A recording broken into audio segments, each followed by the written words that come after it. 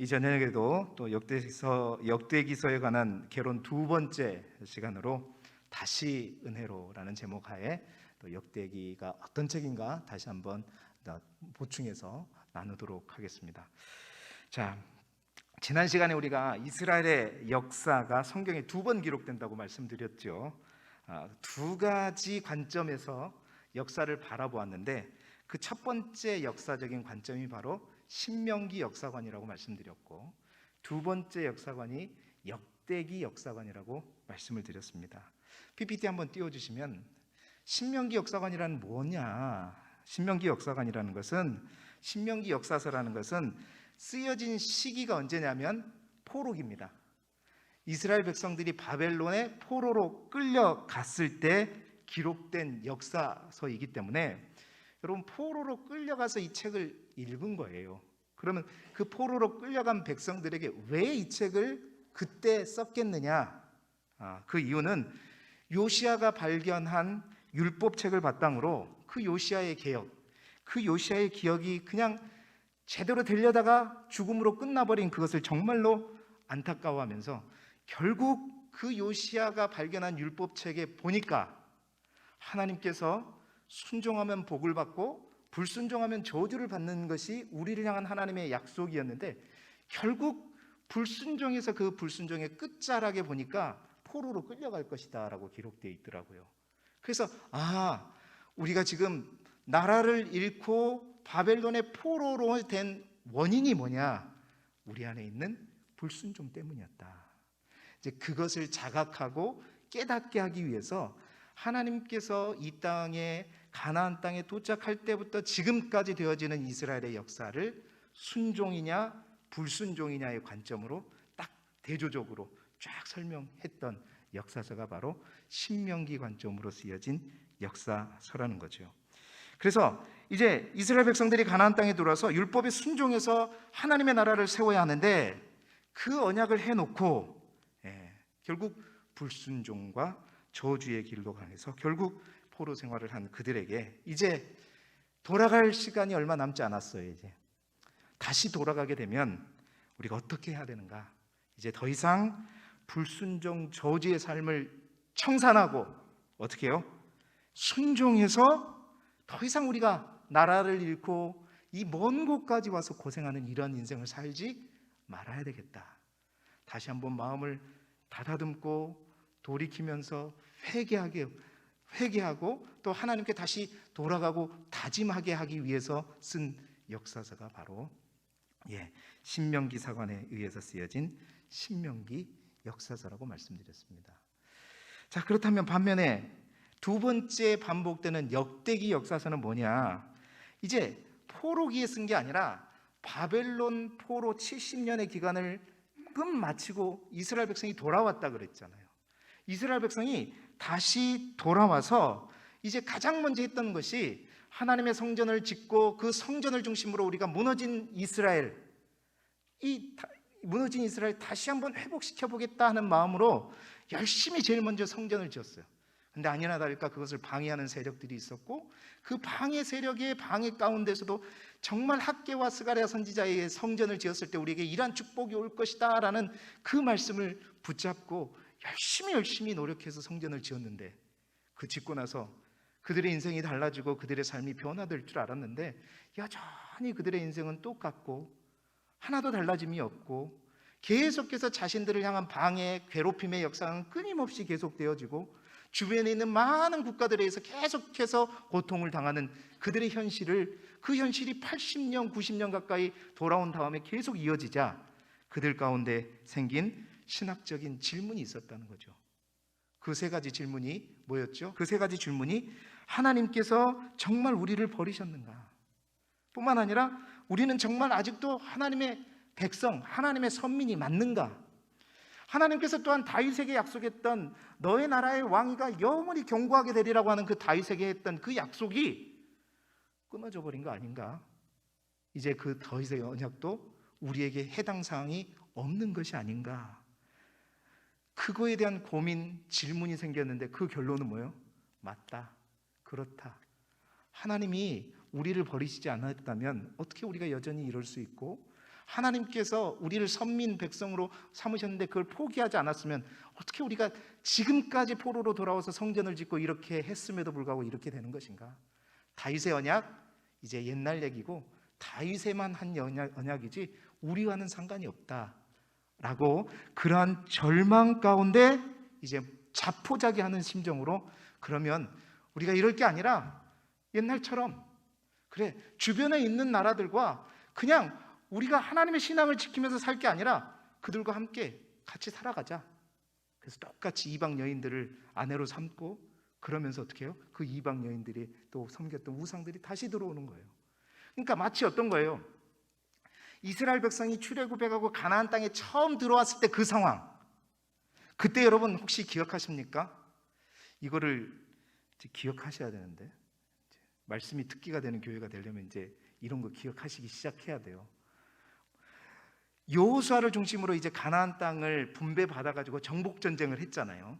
그 정복 전쟁을 일단락하고 다 마친 후에 사사기 2장에 보게 되면 정복한 데도 있고 정복하지 못한 데도 있었어요. 그래서 그 땅에서 이제 살아가는 법, 살아가는 그런 상황에 있었습니다. 그 초입에 여호와의 사자가 여러분 길갈로부터 어디로 왔어요? 길갈로부터 보김이라고 혹시 들어보셨어요? 네, 이제 그래요. 끄떡끄떡만 해도 너무 감사합니다. 길갈로부터 여호와의 사자가 보김으로 온 거예요. 언제? 이제 가나안 땅에 자기가 땅을 정복하고 거기에 이제 정착하려고 할 무렵에, 그러면서 서서히 스물스물 그 주위에 있는 원주민들도 보게 되고, 좋은 게 좋은 거라고 그 사람들과 이제 혼인도 하고 막 이렇게 해갈 시점에 여호와의 사자가 길갈에서 보김으로 왔어요. 그 보김으로 와가지고 이스라엘 백성들, 하나님의 언약을 저버린 이스라엘 백성들에게 이렇게 말합니다. 사사기 2장 2절의 말씀을 우리 함께 보고 읽어보겠습니다. 시작. 너희는 이 땅의 주민과 언약을 맺지 말며 그들의 제단을 헐라하였거늘 너희가 내 목소리를 듣지 아니하였으니 어찌하여 그리하였느냐.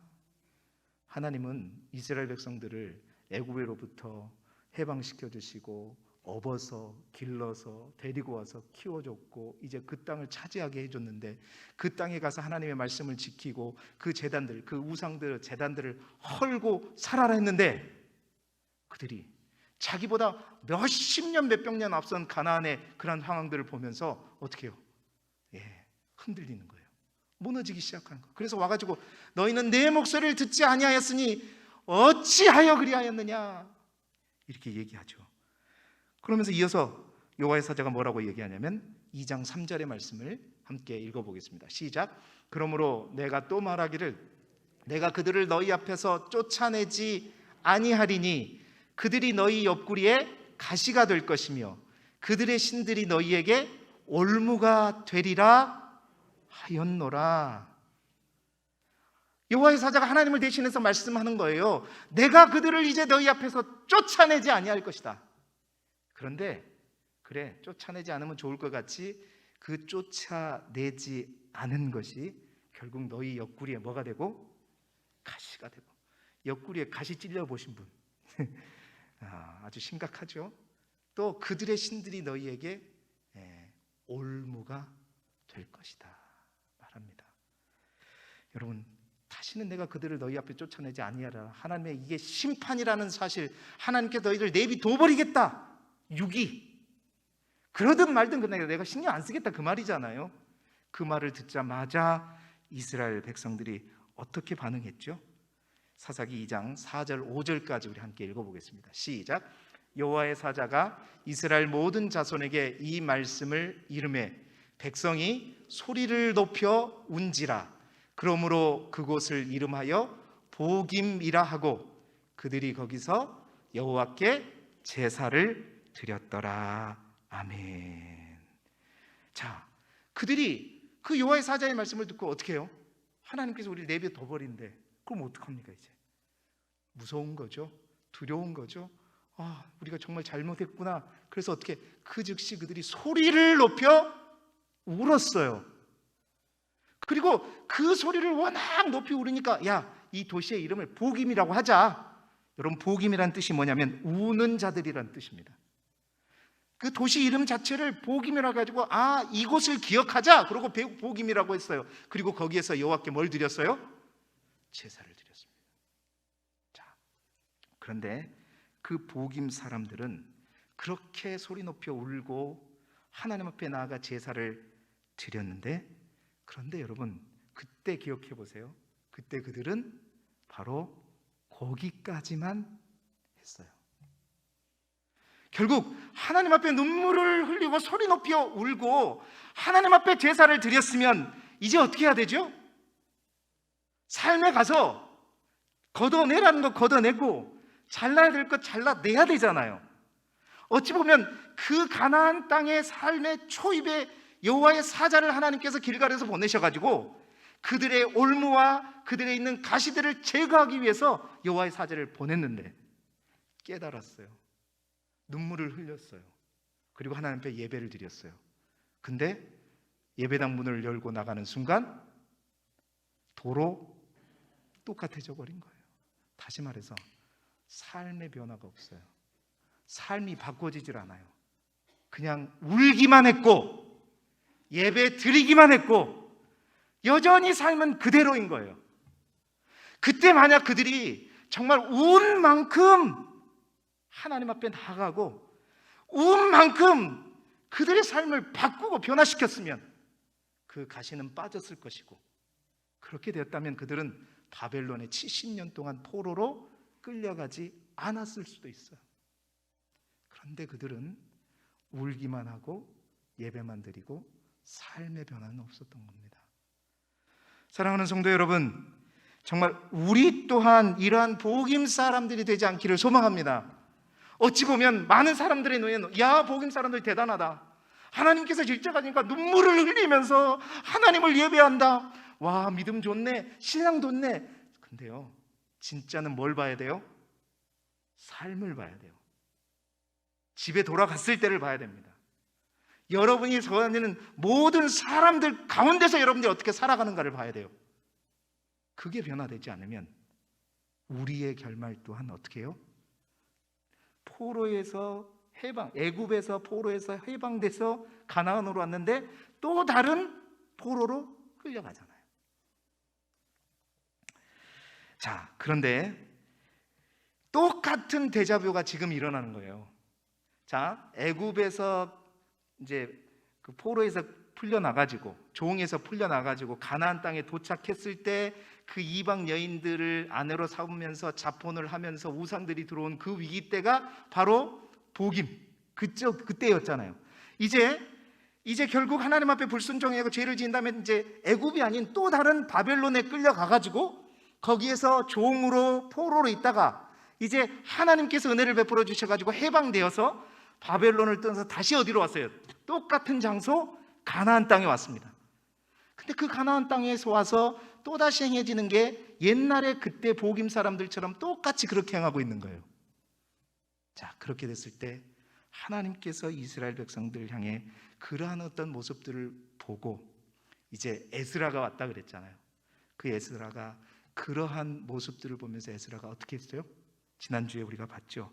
기가 막혀 속옷과 겉옷을 찢고 머리털과 수염을 뜯으면서 하나님 앞에 회개하며 눈물을 흘리며 기도했죠. 에스라가 말하자면 뭐예요? 제2의 복임 사람들이 된 겁니다. 제2의 복임 사람들이 돼가지고 그러한 그 모습들을 보면서 안타까운 마음으로 하나님 앞에 눈물을 흘리며 회개하고 정말 하나님 앞에 제사를 드린 바로 제2의 복임 사람들이 에스라를 중심으로 하는 이스라엘 공동체였어요. 자, 그런데 첫 번째 옛날 복임 사람들은 예배만 드리고 눈물만 흘리고 끝났지만 제2의 복임 사람들인 에스라를 중심으로 한 이스라엘 백성들은 어떻게 했느냐? 그렇게 하나님 앞에 눈물을 흘리고 또 하나님 앞에 제사를 드리고 나서 에스라가 어떻게 한지 아세요? 이것을 개혁하기 시작합니다. 그때와는 다르게 그들의 삶 속에서 모든 이방 여인들과 자폰하는 모든 것을 다 끊어버리고 개혁시키는 그 개혁이 에스라 9장에 나와요. 그러한 개혁을 하면서 이제 에스라가 결단을 하게 되는 거예요.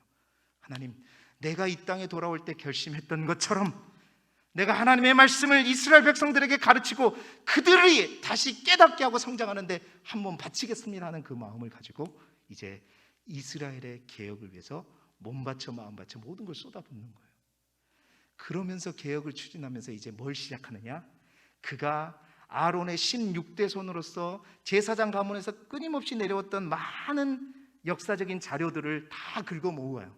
20년 동안 그 자료를 긁어 모아서 이제 이스라엘의 역사를 다시 한번 재편집하게 되는 거예요. 그게 뭐다? 바로 역대기 역사서예요. 그래서 이 역대기 역사는 포로 후기에 기록된 역사서로서 절망과 좌절 가운데 있는 이스라엘 백성들을 이제 다시 다윗 왕조의 재건에 힘을 싣기 위해서 역사를 재조명해서 넘어진 이스라엘을 다시 살리는데 힘이 되도록 은혜 사관의 입장에서 역사를 새롭게 기록한 것이 바로 역대기 사관이에요. 그러면 분명히 신명기 사관 그때의 역사를 거듭해서 기록하지만 이런 바라보는 관점이 다르기 때문에 내용도 달라지겠죠. 오늘은 어떤 내용을 담고 있느냐? 새벽에 열심히 나오신 분들은 많이 들었던 얘기일 수도 있지만 이 역대기 사관에 의해서 역대기는 어떤 관점으로 어떤 내용을 담고 있는가? 에스라는 바로 무너진 그 다윗 왕국을 재건하라는 그 목표 아래 몇 가지 관점으로 역사를 다시 기록하는데 가장 이 역사를 기록하면서 그의 마음속에 남았던 것은 그 이스라엘 백성들의 세 가지 질문. 이 역사를 읽으면서 이스라엘 백성들이 지금 마음속에 그 걱정하는 그 세 가지 질문에 대한 논증과 답을 주려고 하는 거죠. 그 첫 번째가 뭐였어? 하나님이 우리를 버리셨는가? 또한 하나님은 우리는 아직도 하나님 앞에 선민인가? 또한 다윗의 언약은 아직까지 유효한 것인가? 자, 그것을 또 말하고 다윗 왕조사를 재구성해서 쓴 역사서가 바로 역대기 역사서인데 몇 가지 관점이 있어요. 그 첫 번째 관점이 뭐냐? 다음 번 보여주세요. 제가 지금까지 한 얘기를 쭉 이제 도표를 한번 만들어 본 거예요. 잘 만들었죠? 자, 그래서 역대기 사관이 발생을 했는데 다윗 왕군의 제거를 기초를 마련하기 위한 목적으로 네 가지 관점으로 쓰여졌다는 거예요. 첫 번째가 뭐죠? 다윗 언약은 끝나지 않았다. 다윗 언약은 끝나지 않았다. 여러분, 절망 가운데 있는 이스라엘 백성들에게 가장 큰 소망의 핵심이 뭐냐? 다윗 언약이 끝났다 그러면 이제 모든 소망은 사라지는 거거든요. 이스라엘 백성들한테. 다윗에게 했던 그 약속, 엄청난 약속이었잖아요. 다윗 당대뿐만 아니라 그 다윗의 다음 때뿐만 아니라 다윗의 어떤 왕조의 미래까지 해주는 그 다윗 언약이 끝나지 않았다. 바로 그것을 증거하는, 그것을 말해주는 역사로 이스라엘 역사를 이제 써 내려가는 겁니다. 그래서 이스라엘 역사 속에서 다윗 언약이 어떻게 성취되어 가는가를 중심으로 기술하는 거죠. 그 전에 옛날에 포로기 때 이스라엘 백성들이 그 역사를 읽었을 때는 결국 요점이 뭐였어요? 하나님 앞에 우리가 불순종해서 결국 우리가 저주를 받아가지고 바벨론의 포로로 왔다. 이게 결론이었어요.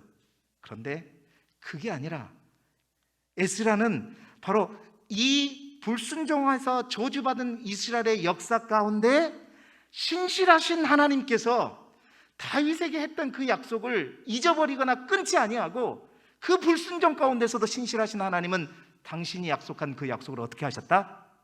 성취해 나갔다. 여러분, 이건 엄청난 사실입니다.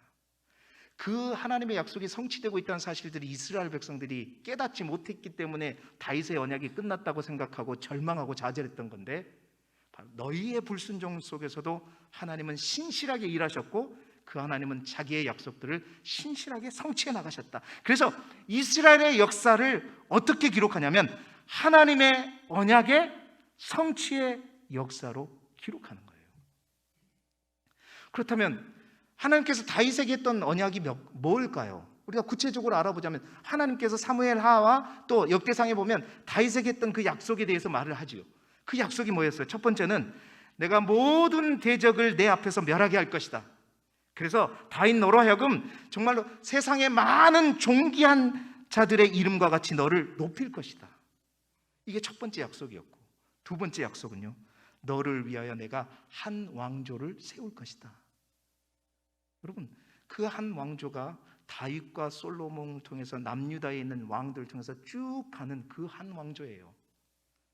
또 아까 모든 대적을 내 앞에서 멸하게 할 것이다. 여러분, 다윗이 역대기에 보면 백전 몇 승? 백승. 한 번도 져본 적이 없어요. 왜? 하나님의 약속이 그렇게 했으니까.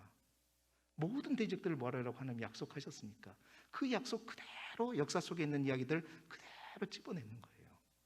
뿐만 아니라 세 번째 약속은 내 뒤에 내 씨 곧 아들 중에 하나를 세우고 그의 나라를 견고하게 하리라.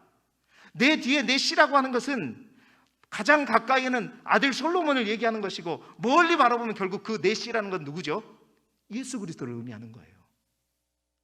내 씨를 세워서 그의 나라를 견고하게 하리라. 뿐만 아니라 네 번째는 그는 나를 위하여 집을 건축할 것이다. 그리고 그의 나라의 왕위를 영원히 내가 견고하게 하리라. 그는 가까이는 솔로몬일 것이고 멀리는 누구예요? 예수 그리스도죠. 그 예수 그리스도가, 솔로몬은 성전을 건축하는 것이고 예수 그리스도는 뭘 건축해요? 교회를 세우는 것이죠. 그래서 하나님께서 그의 나라 왕위를 영원히 견고하게 하리라. 여러분, 이 다윗의 약속은, 다윗 언약은 다윗 왕조에 대한 약속뿐만 아니라 그의 계보를 통해서 진정한 왕이신 메시아가 오신다는 예언적인 약속을 담고 있는 엄청나게 큰, 그리고 엄청나게 긴 먼 미래를 바라보는 약속이었잖아요. 자, 이 하나님의 놀라운 약속이 너희들이 불순종해서 바벨론으로 포로로 끌려가는 그 속에서 불순종의 역사고 참담한 역사고 억울한 역사고 정말로 슬픈 역사라고 생각했는데 아니야. 그 속에서 하나님은 이 약속들을 어떻게 하나씩 성취해 갔는지 한번 볼래? 하면서 하나씩 그 역사가 이루어진 것들을 기록해낸 것이 바로 역대기서예요. 다시 소망을 갖도록, 그 약속이 끊어지지 않고 그 약속을 다시 한번 붙잡고 일어설 수 있도록, 여러분, 우리가 이를 통해서 반드시 기억할 것이 있습니다. 우리의 인생을 향한 하나님의 계획도 하나님의 약속도 동일하다는 거예요. 우리는 나의 연약함과 나의 불순함과 나의 불순종으로 하나님께서 나에게 뭘 해? 내 인생은 끝났어, 잘못됐어. 아니요, 그건 우리 생각이에요. 하나님은 여러분을 한번 택하시고 택한 백성을 절대 놓지 않습니다. 그리고 여러분을 향한 신실한 하나님의 약속은 반드시 성취해 가셔요. 하나님에게 문제는 없어요. 하나님은 언제나 그 자리에 계시고 언제나 그 일들을 하고 계셔요. 문제는 누구예요? 나예요. 우리야, 우리. 그러니까 우리만 정신 차리면 돼. 할렐루야. 저만 정신 차리면 돼요. 우리가 정신 차리면 딴 데 찾으러 다닐 필요 없어요. 솔로몬은 술람 여인이 찾을 때 결국 찾아봤더니 어디에 있었어요? 자신의 정원에 있어요. 항상 있던 곳에 있어요. 우리 주님도 마찬가지입니다. 신실하게 당신의 약속을, 하나님의 열심을 가지고 오늘도 수행해 가고 있어요. 문제는 우리가 빨리 정신 차리고 하나님께로 돌아가면 되는 것이다. 이게 하나님의 은혜고 이게 하나님의 사랑인 줄 믿습니다. 그래서 에스라는 바로 그러한 하나님의 은혜, 하나님의 사랑을, 그 하나님의 성취의 역사를 보여주면서 걱정하지 마라. 하나님의 너희에게 하는, 다윗에게 했던 그 약속은 여전히 너희와 지금 함께하고 있다는 사실을 말해주고 있는 겁니다. 두 번째는 뭐냐? 긍정적인 역사관으로 기록을 합니다. 자, 다 죽어가고 있어요. 절망하고 좌절하고 있어요. 그런데 그런 사람들에게, 야, 너희들 그러다가 너희들 아냐? 옛날과 똑같이 너희 똑같이 또 멸망해갖고 또 포로로 끌려갈 거다 그랬다. 옛날 사람들이 여러분 그런 얘기를 해주면 어떻게 했어요? 불난 곳에 부채질하는 것이죠. 불난 곳에 기름을 붓는 것이죠. 더 자제를 해볼 거예요, 아니에요? 안 그래도 힘들고 어려워갖고 절망하고 있는데, 야, 옛날에도 그렇게 절망하다가 결국 또 갔었는데 네 또 그렇게 된다. 이게 아니라 그들에게 뭐예요? 희망을 심어주기 위해서, 할 수 있다라는 걸 심어주기 위해서. 부정적인 역사는 안 그래도 의기소침한 그들에게 더욱더 좌절만 줄 뿐이다. 그래서 어떻게 해요? 에스라는 다윗과 솔로몬의 이상적인 통치에 집중합니다. 그래서 다윗 왕국 재건을 목표로 해서 다윗과 관련된 부정적인 모든 면들을 다 어떻게 해요? 삭제해버려요. 그래서 우리도 다윗처럼 이러한 일들을 해가자. 이러한 일들을 하나씩 해가자. 그래서 여러분, 다윗이 사울과의 갈등 속에서 10년 동안 도망자의 삶을 살았던 사무엘 상에 있었던 모든 기록들은 다 뺍니다. 역대기에는 없어요. 뿐만 아니라 밧세바를 간음하면서 불순종해서 저주받은 다윗의 인생이 시작된 밧세바 간음 사건, 역대기에는 없어요. 그와 아울러서 이제 다윗의 그런 망가진 모습 다 사라집니다. 이어서 발생하는 자녀들끼리의 불화, 암논이 다말을 강간하게 되고 그 강간 사건으로 해서 다말의 오빠 압살롬이 암논을 죽이고, 그래서 결국 그 압살롬이 어떻게 해요? 다윗의 왕위를 빼앗고, 그래서 다윗이 예루살렘에서 떠나가게 되고, 그리고 결국 그 아들이 죽게 되고 다시 황궁을 했지만 그런 다윗의 슬픈 가족사. 여러분, 안 그래도 우리도 힘들어 죽겠는데 다윗의 그런 슬픈 부정적인 역사를 읽으면 여러분 기분 좋겠어요? 아니죠. 긍정적이고 밝은 내용의 역사들. 하나님과 함께하니까, 하나님께 다윗이 함께하니까 다윗도 이렇게 놀랍게 왕조를 일으켜가는 거구나. 긍정적인 면만을 제시하는 거예요. 역대기에서는 그런 거 다 빠집니다. 다윗이 왕도 사무엘서에 보면 몇 번에 걸쳐서 기름 부음 받죠?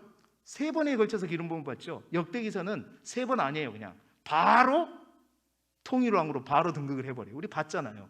통일왕으로 등극을 해가지고 등극했었을 때 어떡하죠? 사무엘 하에는 구체적으로 얘기 안 했지만 지난주에 제가 낮에 설교했던 거, 33만 명의 대군들이 모여가지고 와, 드디어 다윗이 왕이 됐다.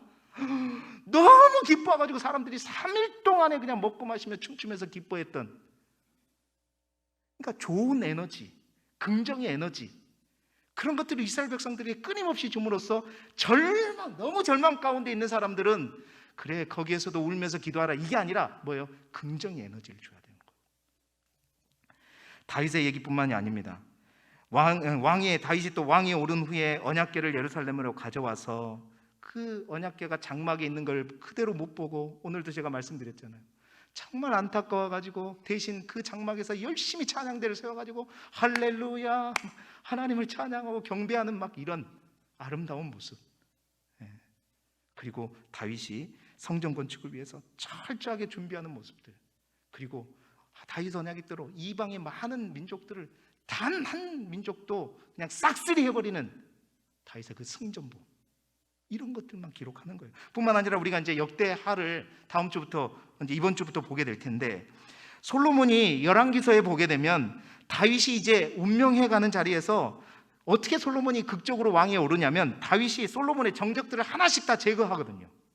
그렇게 해서 솔로몬을 이제 왕으로 올리는데, 역대기서는 그렇게 기록하지 않아요.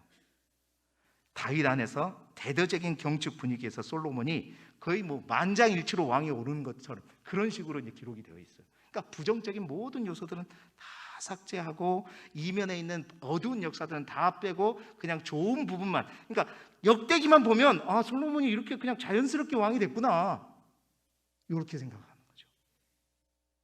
그런 것들이 다 뭐예요?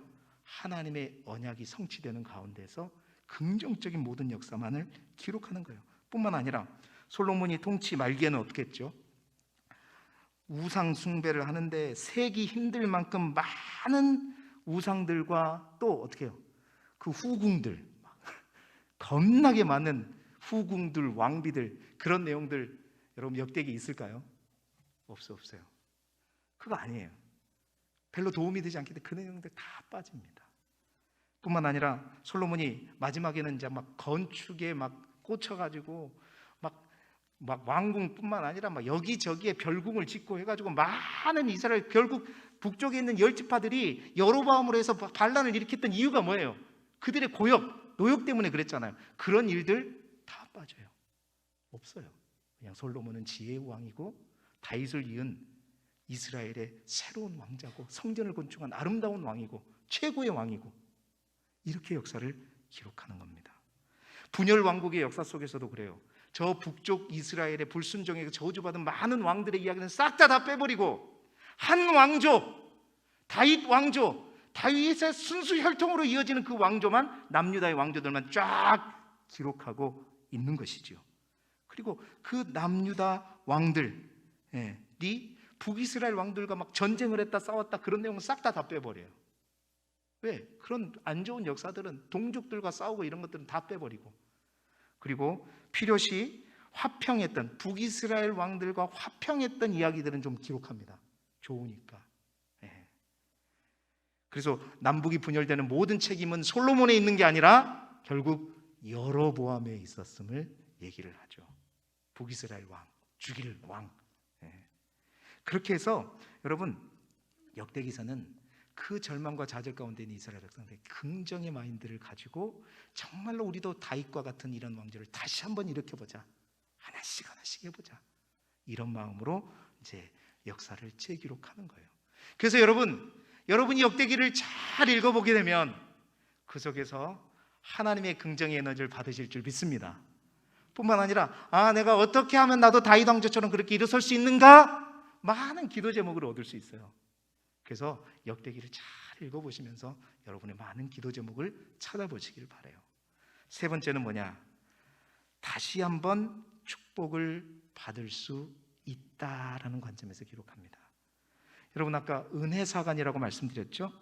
우리의 불순종에도 불구하고 우리를 향한 하나님의 약속은 신실하고 지금도 그 약속이 성취되기에 우리가 아무리 잘못했어도 정말 우리가 하나님 앞에 겸손하고 겸비하여져서, 오늘 우리가 읽었던 말씀이 그 말씀이잖아요. 낮아져서 하나님 앞에 기도하면 그 하나님께서 어떻게 해요? 우리를 정말로, 우리가 하나님의 얼굴을 찾으면 하나님께서 그것을 듣고 우리의 죄를 사하시고 우리의 땅을 고쳐주시리라. 다시 한번 축복받을 수 있다는 거예요. 다시 한번 하나님의 은혜를 입을 수 있다는 겁니다. 그래서 결코 하나님께서 이스라엘 백성을 버리지 않았다, 하나님께서 너희를 포기하지 않았다. 여러분, 그것을 가장 확실한 근거로 뭘 통해서 얘기해 주냐면, 우리가 이미 보았던 역대상 1장부터 10장에 있는 족보를 통해서 말해줘요. 너희들이 하나님의 백성이요, 하나님의 선민이요, 아직도 내가 너희들을 잃지 않았고 여전히 너희들은 내 안에 있다는 것을 가장 분명한 뭘로? 족보로 해가지고 아담에서부터, 하나님에서부터 그 족보가 어디까지 써내려져 갔냐면 지금 바벨론 포로에서 돌아온 이스라엘 백성에 있는 그들의 족보까지 족보를 연결시켜요. 봐라, 족보를 통해서 너희가 볼 줄 알 수 있지. 영적으로 뿐만 아니라 족보를 통해서 내가 분명히 너희들과 함께하고 있음을 증거하고 있는 것입니다. 그래서 아니야, 결코 하나님은 우리는 버리지 않았어. 아브라함을 통해서 부르신 우리를, 여전히 우리는 하나님의 백성이고 하나님의 선민이다. 그 약속은 지금 현재뿐만 아니라 미래를 향해서도 열려 있음을 에스라는 이제 이어지는 역대하와 느헤미야, 에스더, 에스라를 통해서 계속해서 말하고 있는 거예요. 여러분, 그래서 이 역대기 사상이 바탕이 돼서 구약의 야훼 종교를 갱신한 어떤 종교가 탄생하냐면 유대교가 탄생합니다. 그러니까 유대교의 창시자가 누구냐면 바로 에스라예요. 그래서 그 유대교는 지금도 다윗의 약속, 그 내시 한 사람, 그 메시아를 기다리잖아요. 유대교는 지금도 어떻게, 이미 예수 그리스도가 오셨는데 지금도 누구를 기다려요? 예수 그리스도는 메시아가 아니라 지금도 유대교는 누구를 기다리냐면 메시아를 기다립니다. 다윗의 별. 그 유대교의 창시자가 그래서 에스라라고 얘기해요. 자, 그래서 그 역대하에 보게 되면 여러분, 므낫세 왕 아시죠? 므낫세 왕은 남유다 왕 중에서 가장 최악의 왕이었습니다.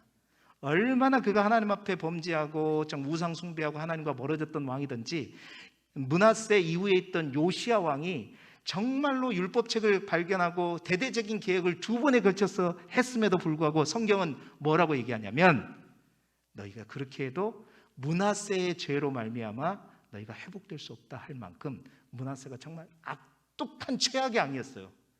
그런데요, 역대기사가는 어디서 그런 자료를 발견했는지 모르겠는데, 그 므낫세도 잠시 바벨론에 끌려갔다가 그 바벨론에서 고생을 하면서 그 므낫세가 하나님 앞에 회개를 합니다. 회개를 하고 잠시 돌아와가지고 어떻게 해요? 이스라엘에게 개혁운동을 해요. 이러한 일들, 그러한 므낫세도 회개하고 돌아오면 하나님께서 쓰시고 사용하신다라는 그런 메시지를 므낫세의 부정적인 얘기 가운데 있지만 그 이야기를 찾아내서 에스라는 기록해요. 이게 역대기의 분명한 관점입니다. 뿐만 아니라 남유다의 많은 왕들 중에서 신앙으로 또 개혁으로 열심히 했던 왕들을 더 크게 부각시켜요. 아사 왕, 여호사밧 왕, 요시야 왕, 히스기야 왕, 그 중에 아사 왕, 아사의 연설문을 통해서 그의 신앙 고백 뿐만 아니라 여호사밧의 찬송으로 막 대군을 무찌르는 그 승리, 이런 것들은 옛날에 없었던 것인데 더 추가해가지고 그 긍정적인 역사를 기록하는 것이죠. 그래서 그것들을 통해서 우리가 영적으로 하나님 앞에 다시 돌아가자. 그럼 우리에게서 소망이 있다. 그럼 우리가 다시 한번 하나님께 축복받을 수 있다. 그러면 하나님께서 우리를 은혜를 베풀어 주실 것이다. 그래서 하나님의 역사의 개념을 무서운 심판의 역사가 아니라 어떤 역사로요? 은혜의 역사로 바라보게끔 만드는 역할을 누가 하냐면 에스라가 이 역대기 역사서를 통해서 하는 겁니다. 역사를 주관하시는 하나님은 무섭고 두려운 하나님이 아니라 은혜의 하나님이시구나. 내가 죄를 지었을지라도 내가 돌이키고 하나님 앞에 나아갈 때 다시 한번 우리가 은혜를 받을 수 있고 복 받을 수 있구나. 그런 역사의 관점으로 돌이켜버려요. 바뀌어버려요. 그리고 마지막 또 하나는 은혜에 보답하고 감사를 강조합니다. 그 대표적인 게 뭐냐면 오늘 우리가 봤던 그거예요. 성전이 다시 지었을 때 옛날의 성전은, 성막은 어떤 역할을 했죠? 우리의 죄를 사함받는, 다시 말해서 우리가 죄가 있을 때 양을 끌고 와가지고 잡고 피 뿌리고 해가지고 우리 죄를 사함받는 곳이 바로 성막이었어요. 그러나 하나님의 성전은 그러한 죄 사함의 축복이 있는 장소일 뿐만 아니라 뭐였죠? 찬양대. 4,000명의 찬양대가 24반열로 해가지고 돌아가면서 찬양을 부르는데, 그 찬양은 어떤 의미예요?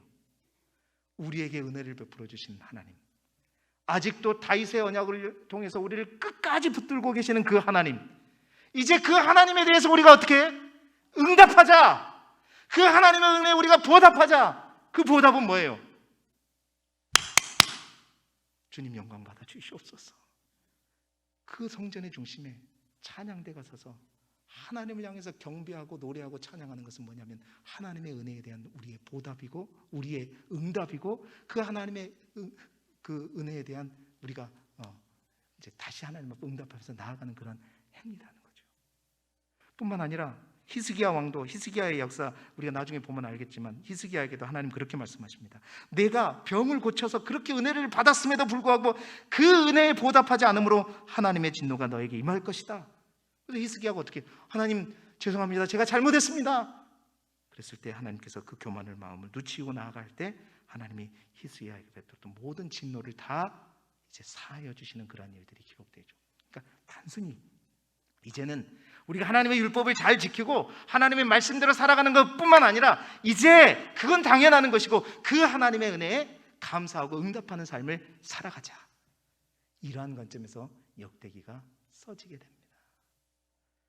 자, 말씀을 마무리하겠는데요, 역대기서는요 그렇습니다. 이스라엘의 역사는 이 시대 교회를 향한 하나님의 역사요, 택함받은 우리 하나님의 자녀로서 우리를 향한 하나님의 역사인 줄 믿습니다. 이 두 가지 역사의 기록 두 개 중에 이것은 맞고 이것은 틀리고 또 이것이 저것보다 더 우선이 된 그런 게 아니라, 순종하면 복을 받고 불순종하면 저주를 받는 이 역사도 하나님의 역사요, 또한 아무리 우리가 불순종하게 저주를 받았을지라도 회개하고 돌이키면 하나님께서 우리에게 은혜를 베풀어 주신다는 이 역사 또한 하나님의 역사죠. 구약의 모든 역사는 이 두 개의 역사관이 평행선을 그으며 쭉 가고 있는 거예요. 그리고 순종, 이 화복사관의 하나님은 어떤 하나님이에요? 공의의 하나님의 속성을 말하는 것이고, 은혜사관의 이 역사관 속에서 흘러가는 역사는 그 하나님의 속성에서 어떤 하나님? 사랑의 하나님. 그러니까 공의의 하나님의 화복사관, 사랑의 하나님의 은혜사관이 구약을 통해서 평행선을 쭉 가다가 그게 어디에서 만날까요? 예수 그리스도의 십자가에서 만나는 겁니다. 그래서 하나님, 우리를 향한 하나님의 역사, 두 가지 역사가 그리스도 예수 안에서 온전히 만나서 완벽하게 우리를 향한 모든 하나님의 계획이 성취되게 되는 것이죠. 그렇습니다. 우리는 그 평행선 속에 있는 사람이 아니라 그 평행선이 만나서 바로 예수 그리스도라는 더욱더 확실한 은혜 속에 거하는 자가 바로 우리인 줄 믿습니다. 그래서 우리는 이제 더 이상 두려워할 것도 어떨 것도 없어요. 뭐만 하면 돼요? 내 구주 예수를 더욱더 사랑하면 되는 거예요.